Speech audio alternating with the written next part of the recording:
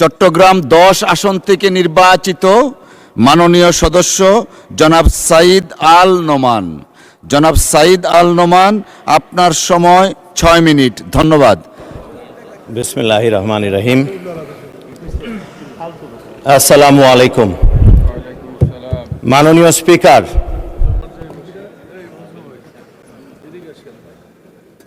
বাজেটের যে শব্দ, বাজেট শব্দটি, এটার উৎপত্তি একটি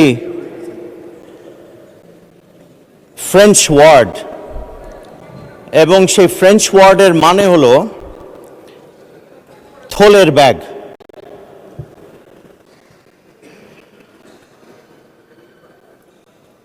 ইউরোপীয় দেশগুলোতে অর্থমন্ত্রী বর্গ সেই থলের ব্যাগে নথিপত্র বের করতেন এবং সেটি কালের পরিক্রমায় এই বাজেট শব্দে রূপান্তরিত হলো, এবং যার অর্থ বর্তমানে দাঁড়ায় আয় ব্যয়ের পরিকল্পনা। এবং এই টাকাগুলো, অর্থগুলো আসে জনগণ থেকে। এই অর্থ, অর্থাৎ জনগণের যে অর্থ, আলটিমেটলি তাদেরই সকল কিছু, আমাদের ক্ষমতার উৎস তারা, এবং আমাদের বাজেট থেকে শুরু করে আগামী দিনের সকল কর্মেরও গন্তব্য তারা, উৎসও তারা। সেই মানুষগুলোর অর্থ আমাদের কাছে আমানত, অর্থাৎ সরকারের কাছে। এই আমানতের খিয়ানত হবে এমন কোনো কাজ মাননীয় প্রধানমন্ত্রী, সংসদ নেতা, যার সারা জীবন কাটল বঞ্চনার, নিপীড়নের, সাধারণ মানুষ যেভাবে কষ্টে ছিল তার চেয়ে এতটুকু কম কষ্টে আমাদের সংসদ নেতা ছিলেন না জনাব তারেক রহমান। সেই পরিবার, তার ভাই, তার মা আমাদের নেত্রী মরহুমা দেশনেত্রী বেগম খালেদা জিয়া, এবং তার বাবা হত্যা হয়েছিলেন শহীদ প্রেসিডেন্ট জিয়াউর রহমান।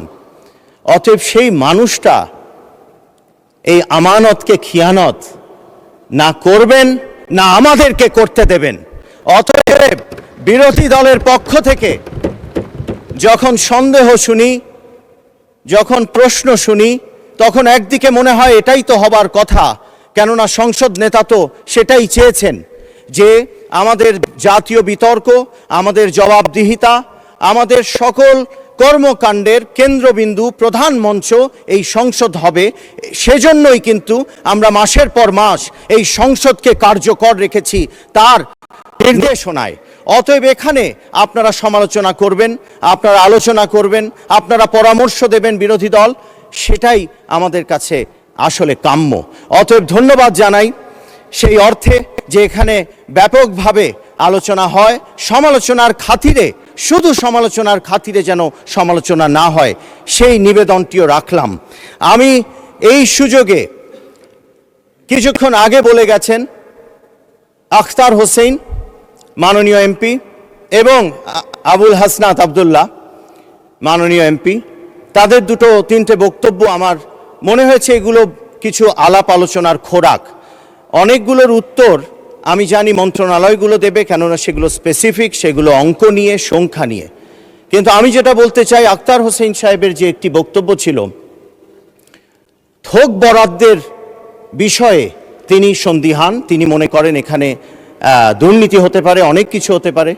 অবশ্যই সেই কারণেই তো আপনি আপনার বক্তব্য দিবেন, হবে কি হবে না সেই গুড গভর্নেন্স আমরা সকলে মিলে এই আলোচনা, যখনই কোনো সমস্যা দেখবেন আপনারা বলবেন, এবং সে কারণেই সংসদ কিন্তু চলমান, সে কারণেই সংসদ কার্যকর থাকাটা খুব জরুরি।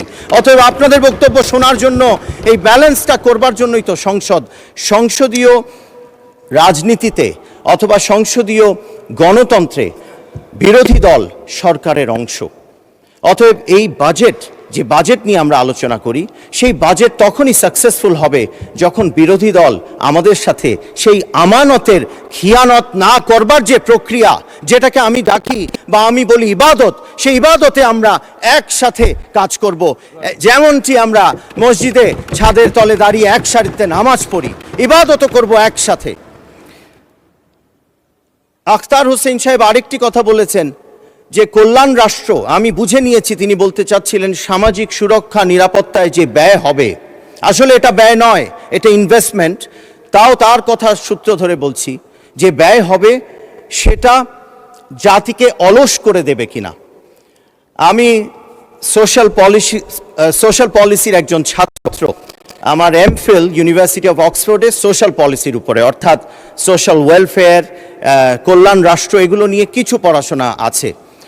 কল্যাণ রাষ্ট্রের প্রথম যে নিদর্শন যিনি রেখেছিলেন তিনি আমাদের নবী হযরত মুহাম্মদ সাল্লাল্লাহু আলাইহি ওয়াসাল্লাম, যিনি তার মদিনা সনদে তার রাষ্ট্র দর্শন দিয়ে বুঝিয়েছেন কিভাবে একটি রাষ্ট্রকে পরিচালনা করতে হয় এবং সেখানে কল্যাণ ব্যবস্থাকে কিভাবে রাখতে হয়। সেখান থেকে যাকাতও এসছে আমাদের, সেখান থেকে নয়, আমি বলতে চাইছি আমাদের সব কর্মকাণ্ডী ইসলামে এই যে কল্যাণমূলক কাজগুলো, সেটা কিন্তু আমাদেরকে ভাবতে হবে, আমাদের চিন্তায় রাখতে হবে। কোনো দেশ যেমন, মাননীয় সদস্য 3 মিনিট বাড়ানো হলো, 3 মিনিটস। সময় 3 নিয়ে না, minutes, আমাকে thank you. 5টা মিনিট, মাননীয় স্পিকার 5টা মিনিট একটু কষ্ট করে যদি দেন।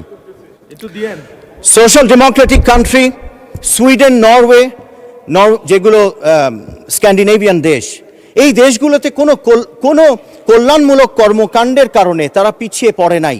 কেননা যে কোনো উন্নয়নের প্রকৃত সূচক জনগণের জীবন, মানুষের জীবন। আমাদের বাজেটে আমাদের দূরদর্শী রাষ্ট্রচিন্তা থেকে আমাদের প্রধানমন্ত্রী, সংসদ নেতা জনাব তারেক রহমান এবং দক্ষ নেতৃত্বের মাধ্যমে আমাদের মাননীয় অর্থমন্ত্রী জনাব আমির খসরু চৌধুরী যে বাজেট তারা উপস্থাপন করেছেন, সেই বাজেটের মাধ্যমে আমি দেখতে পাচ্ছি 3/1 অথবা তারও বেশি আমাদের সুশিক্ষা, সুস্বাস্থ্য এবং কল্যাণমূলক সামাজিক সুরক্ষা নিরাপত্তায় আমরা ইনভেস্টমেন্ট করছি। এটা কিন্তু ইনভেস্টমেন্ট, এটা ব্যয় নয়। আমরা এই বাজেটকে একইভাবে দেখলে চলবে না গত 55 বছরের বাজেটের মতো করে। এই বাজেট আমাদের আগামী 5 বছরের যে পরিকল্পনা, সেই পরিকল্পনার শুধু প্রথম ধাপ মাত্র। এবং সেই ধাপ কি, সেই ধাপের পেছনে কি চিন্তা, ফিলসফি, ভিশনটা কি? ভিশনটা হলো আবারও সুশিক্ষা, সুস্বাস্থ্য, সুসংস্কৃতি এবং ছেলেদের জন্য খেলার মাঠ, আমাদের বাচ্চাদের পড়াশোনার মান বাড়ানো, অনেকগুলো কাজ আছে। সামাজিক সুরক্ষা, সামাজিক নিরাপত্তা, অর্থাৎ এই যে কৃষক card, health card, family card, এই সকল কিছুর মাধ্যমে মানুষের জীবনকে আরও স্বাধীন করা। 71-এর আলাপটাই ছিল অর্থনৈতিক সামাজিক মুক্তি। আমরা সেই মুক্তির কথা আবারও 24-এ বলেছিলাম, বারবার যেহেতু বাংলাদেশ হোঁচট খাচ্ছে, সেই মুক্তির জন্যই তো এই বাজেট। এবং এই বাজেটের ফিলসফিতে সেই জন্য শুধু অঙ্ক দিয়ে দেখলে হবে না, অঙ্ক সংখ্যা একটি এখানে নির্দেশক মাত্র। আমি আবুল হাসনাত আবদুল্লাহর একটি প্রসঙ্গ, যে আলাপটি তিনি করেছেন, সেটি হলো বাজেটে এবার তাকে আটকে দেয়া হবে কিনা। আপনাকে টাকা দেয়া হবে না তো, আপনার এলাকায় টাকা দেয়া হবে, এলাকার মানুষের জন্য টাকা দেয়া হবে। সেই জন্য আপনি ইন্টারিম গভর্নমেন্টে যেভাবে পেয়েছেন, আমরা অনেক কিছু শুনি, অ্যালিগেশনের এই আদান প্রদানে অনেক কিছু বলা যায়, সেভাবেই চলবে হয়তো। কেননা জনগণের জন্যই সেই টাকা মাননীয় স্পিকার দেয়া হবে, কোনো ব্যক্তিকে দেয়া হয় না, কোনো এমপি আমরা আলাদা করে কোনো বরাদ্দ নিয়ে কোনো কিছু করি না। একটু কারেকশন করলাম, সেজন্য আপনাকে অনেক ধন্যবাদ মাননীয় স্পিকার। আমার 18 সেকেন্ড আছে, আমি 1টা মিনিট পেলে জাস্টিস হবে আমার এলাকার প্রতি। চট্টগ্রাম, একটু মাননীয় স্পিকার, চট্টগ্রামের আমি যখন থেকে রাজনীতি করি এবং আমার বাবা যার কাছ থেকে আমি অনুপ্রাণিত, এবং শহীদ প্রেসিডেন্ট জিয়াউর রহমান ম্যাডাম এবং আমার নেতা জনাব তারেক রহমান, আমাদের মাননীয় চিফ হুইপের অনুরোধে, জি, যে উদ্দেশ্য সেটা হলো মানুষের স্বাধীনতাকে প্রসারিত করা। অমর্ত্য সেন সেটাই বলেছে, ডেভেলপমেন্ট অ্যাজ ফ্রিডম, বিশ্ব বরেণ্য ইকোনমিস্ট। সেই স্বাধীনতাকে প্রসারিত করতে হলে চট্টগ্রাম 10 সহ চট্টগ্রামে, আমি আবারও উল্লেখ করছি, মাননীয় প্রধানমন্ত্রী এবং মাননীয় অর্থমন্ত্রীর কাছে আমি অনুনয় বিনয় আবেদন করছি, চট্টগ্রাম 10-এ একটি হাসপাতাল দরকার। হালিশহর পাটতলীতে আমি অলরেডি স্বাস্থ্য মন্ত্রণালয়ের একটি জমি, সেটাকে এয়ারমার্ক করে চিহ্নিত করা আমি স্বাস্থ্য মন্ত্রণালয়ের কাছে দিয়েছি ডিও লেটার। একটি সাংস্কৃতিক hub, cultural youth transformation hub দরকার চট্টগ্রাম 10-এ, সেটার জন্য একটি জমি আমি এয়ারমার্ক করেছি। চট্টগ্রামে খেলার মাঠ, আমার 10 আসনে চট্টগ্রামে লাইব্রেরি বাড়ানো দরকার পড়ার জন্য। এগুলোর মাধ্যমেই আমরা মাদক এবং কিশোর গ্যাং থেকে সমাজকে দূরে রাখতে পারবো।